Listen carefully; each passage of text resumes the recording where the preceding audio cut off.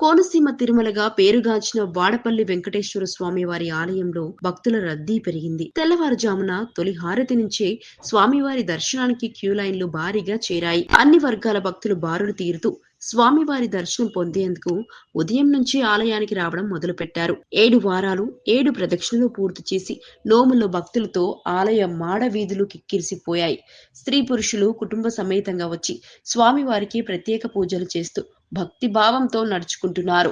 ఆలయ ప్రాంగణంలోని దీపాలు వెలిగించే ప్రదేశంలో మహిళలు పవిత్ర దీపాలను వెలిగించుకోవడంతో ఆ ప్రాంతం ఆధ్యాత్మిక వాతావరణంతో కలకల్లాడుతోంది.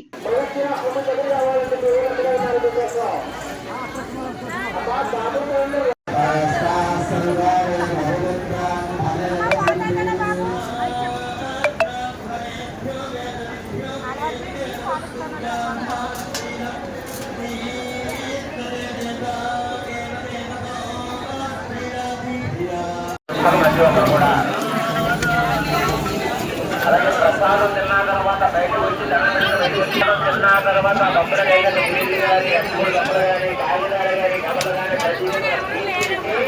డస్ట్బిన్లో వేయాలి. తిన్నాకనే వదిలేదు, ఎవరు పెట్టారు మనం అక్కడే లేదు.